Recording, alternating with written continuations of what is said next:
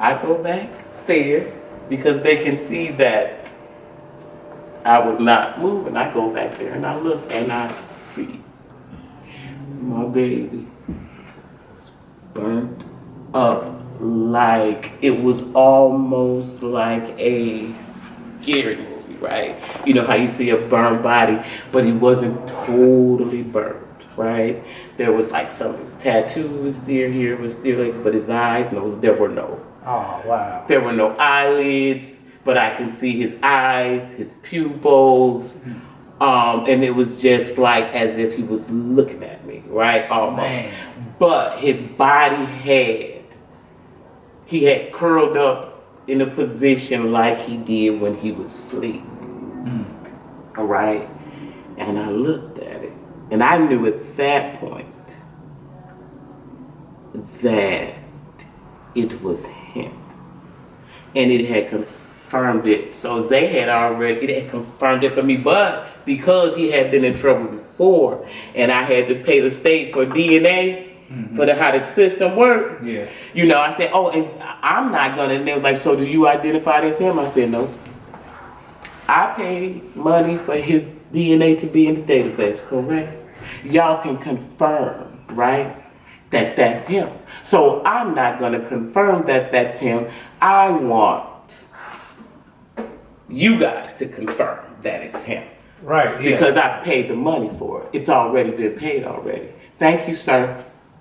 So, like, the process of everything, like, because there is a process to healing. So, like, how was the process for you? Like, I mean, I know you still go. We'll never get over those type of. Things. It's like, oh, that was so, because I'm such a thinker in my own way. I'm an emotional woman, but I'm a logical, from a data aspect type of analytical person. So it was very hard for me. Now there were days where I remember I stayed in my car for 2 days. I sat in my car for 2 days, doing what I do, listening to music, and there was at one point I just think I screamed for like 45 minutes. That was all I did. Just for 45 minutes, I stayed in my car for 2 days. And when I realized I had been in my car for 2 days, my dad is a very strong, traditional, you know, average black dude. And when he came over to my car, he knocked on the window. Boop, boop, boop. Baby girl, you okay? I'm like, yeah, I'm okay. But when I looked in his face, because when you know your dad, I could see the hurt in his face. And I could hear it in his voice. Because his baby was hurting and there was nothing he could do about it. And that made me feel even worse, even shittier.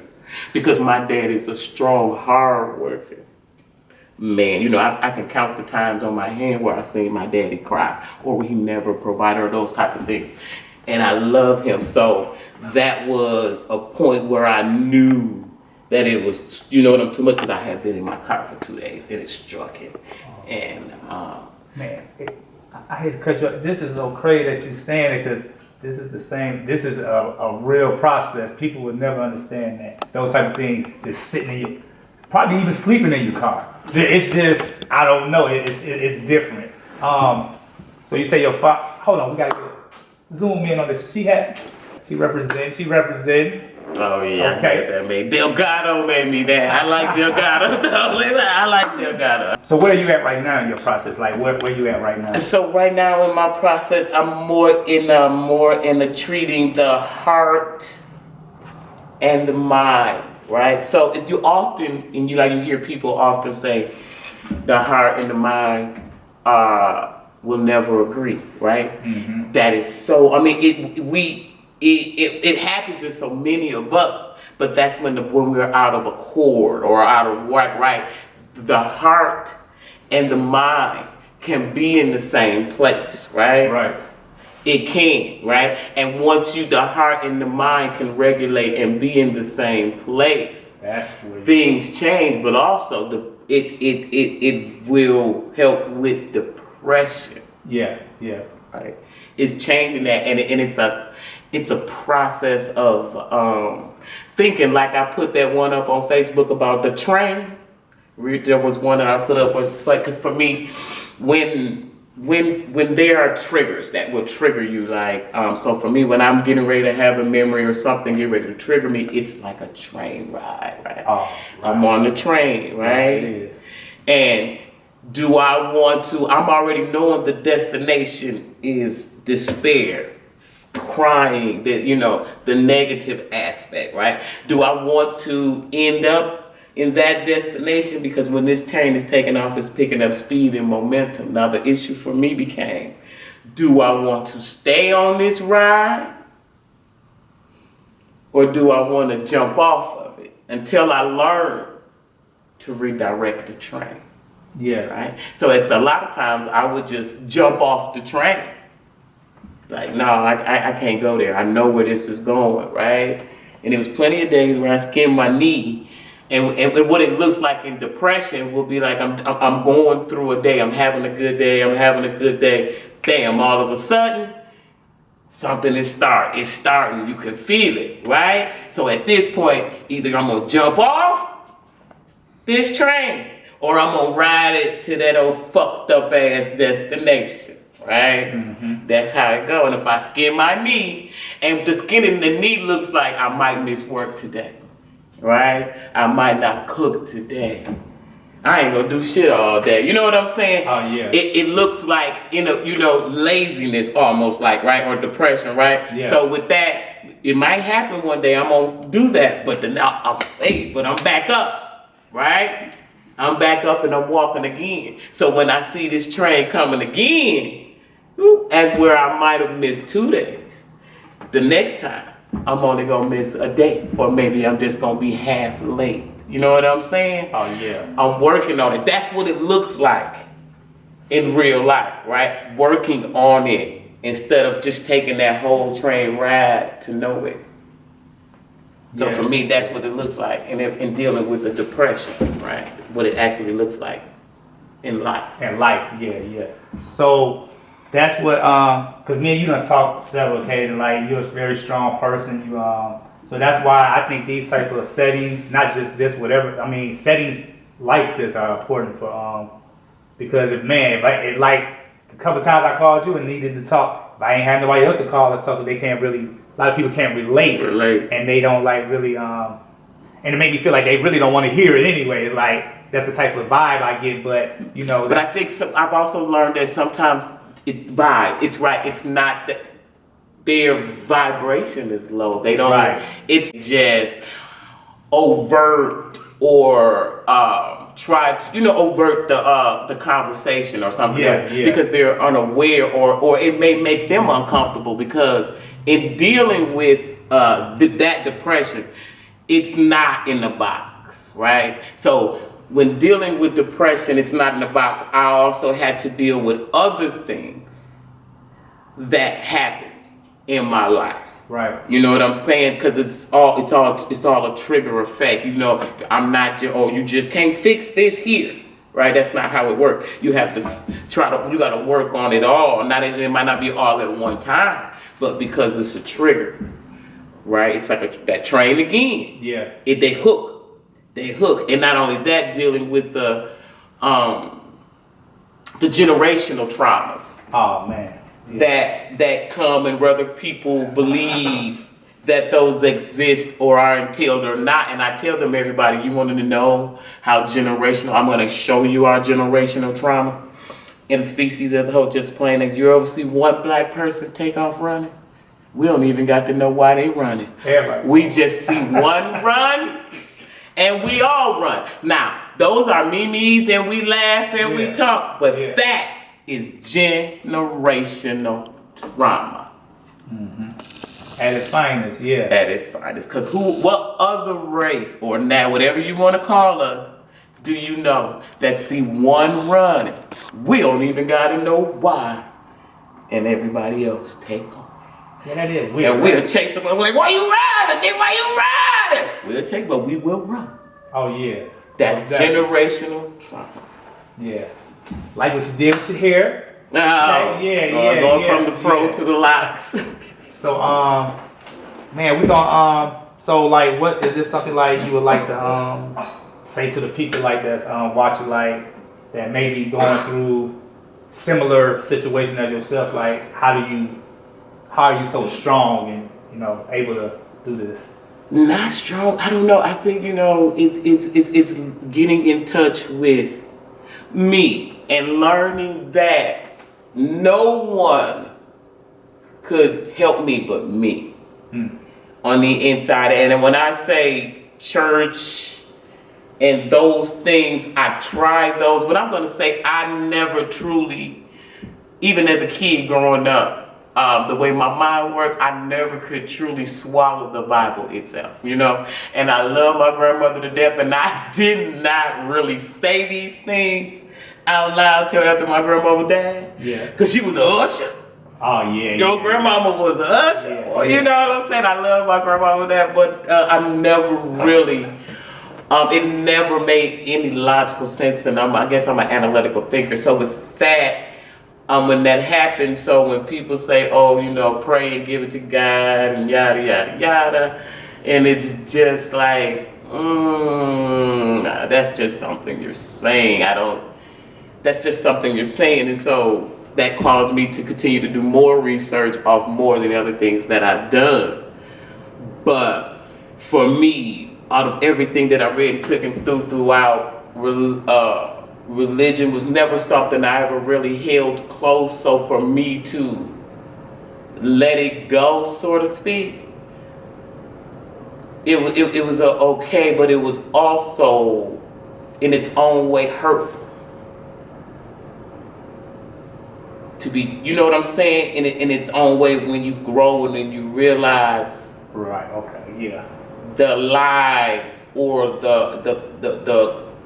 and just the whole thing about it, you know. Right. And so when you detach totally from it, it allowed me to understand, for me, the difference between religion and spirituality, right? Whereas religion teaches, for me, what I got from is teaches me to pray to someone else or another deity, because God is, you know what I'm saying, someone else to make life better for me. Whereas spirituality, and maybe some other religions as well, really teach that this will help me, assist me, right? But the initial work comes from within me, right? And that changes things. Like when you realize, oh, no, there are people not to do. If you look at it and look in it deep and hard enough, they do it, right? But they just mask it in something else. And so with that, for me, was just like, no. And I still will go to church. I have friends that are bishops and, at church, and we sit down and we have conversations about these things. So I'm not closed-minded to it. No, not open-minded about everything, which a lot of other people who do kind of follow religion, not so open-minded, but I guess everybody in their own time will get to a certain point. So is there like, I want to see, so what do you got going on as far as like, do you have like any type, you talked about, you have some type of a program or something that you're trying to oh yeah, I'm still working so I got my business license and everything for cerebral sports. So what it is that in our communities and in our programs, because I also worked in schools, so our kids are becoming obese, lack of physical activity, and they're like, it's just, man, like you just hit a whole nother like video, right? Yeah, I just want to speak on the straight. I'm speaking of doing activities like Little League, because Little League do sports, right? My boys have always done sports, all of them through, and they've always done camps. We've always done camps, but what I've noticed is with there being an age gap between Zay and Emma, right? Like a 6-year age gap. My boys at that Zay and my oldest son, they always had activities to do because they were older. The kids that were younger in the area didn't have much to do. Yeah. Like in our area, far as sports, and kids can learn the basic fundamentals, right, and get there. Because when kids have some physical activity with some guided learning, it creates brain cells, right? It creates brain cells on top of what their brain already naturally creates. And these are things that can help our children in the community with the booth that my boys have been doing sports for years, these camps, and then I work in education. So the goal for me is pairing them together, right? So our children can get those physical activities in. You know what I'm saying? From 2 through Little League, I think starts at 8 or 6. So I'm going to hit that demographic from 2 through 9, and it's also not going to be a drop off either for those the bigger older kids will, but those 2-year-olds, parents or someone's going to be there with. So I'm going to be promoting the togetherness as well and that bonding, and showing parents how to bond with their children and keep that conversation going for as when they grow older, right? That conversation that we should be having, that we should have as parents, far as coming home from school today, because you can ask a child, how was your day? They'll say it was good. Yeah. That's it. But if you build a relationship, you be like, okay, what was good? Well, tell me what was good about it, right? So, but when you're doing things like, and that'll be part of the process of me educating parents, is in how to parent and build the foundation. So as they grow older, the conversations that'll happen, they'll just happen naturally. You won't have to pry them. Right. And they never really found out who killed my baby. That's the other thing that irks my nerves. Like, you know, I know my son was no Boy Scout, as you heard me say throughout the videos. The police, the school, you know what I'm saying? I'm not gonna be that mother to be like, oh, my son was an angel. Nope, not at all. But I still believe he did not deserve to be shot in the back of the head. Not at all. And set on fire, right? By whoever or whatever the coward is. That's all I'm gonna say. And one day, I don't say things and I don't say much, but it will be solved, because I'm one of those, I mean what I say. And I say what I mean, right? It will be solved, right? The right way, though. You understand what I'm saying? The right way. Right? And I want you all, you younger people, to remember, I always told my son this, that the streets, you guys can say, oh, they don't know any better. And I'm going to say, maybe. But let me tell you one thing about the streets, people. The streets stay the same. Right? The rules may change a little bit, but in the end, the streets stay the same. You end up in jail or the penitentiary. The streets are the same with just different characters. Yes, it's Monopoly. The only thing that changed are the players and the roll of the dice. That's it. That's all. I don't know what to say except for I miss my baby. And those who know me, who know he was my Yahoo. I miss him, because I used to be like, boy stories. I mean, my car came back from Aurora. He was going down the street over his cousin's house.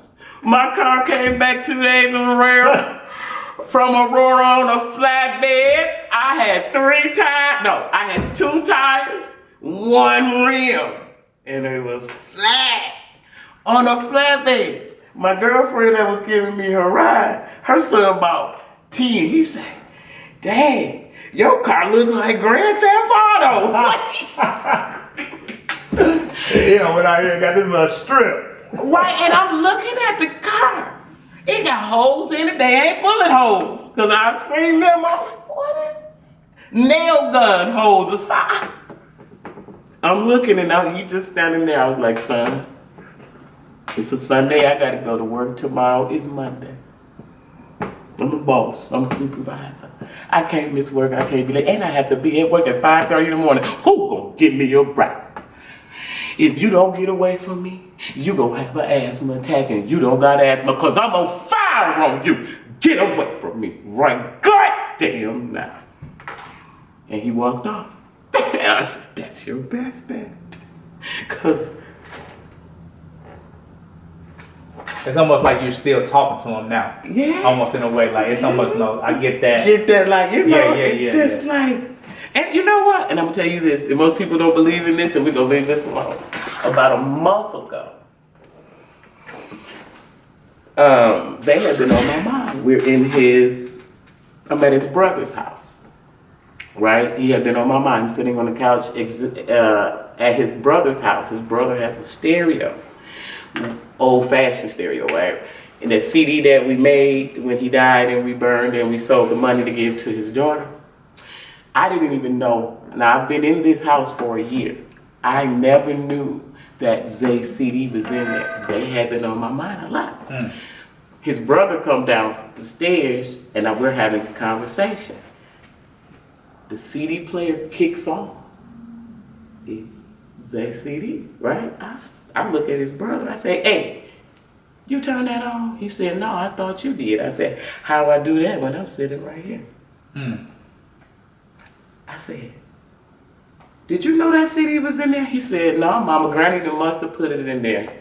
You know, now, Granny and Papa must have put it in there, you know, when they had it. Now, both of his grandparents his grandmother has been dead for 2 years. She died after that. And his grandfather has been dead 1.5 years ago, right? And so when this happened, I looked and I said, And so, and it happened again 2 days later. Right, and so with that being said, it's just like he is, for me, his energy at times is very present. Because it was so strong while he was here. Yeah, it's his energy is very present, but also as a mother, I want to say I fought for my son, right? So my hurt, and a part of my hurt was hurt. There was no regret, as in, oh, I should have been a better mother. I should have did this. Like, I should have never had no man. Listen, no. Because my kids always came first. Always treated them like such. So I didn't have any regret as a mother. I had hurt. You know what I'm saying? Because my son always knew that I put him first, and he knew that we would always beef. You know what I'm saying? We would always have beef, and then there were times that, 'cause I remember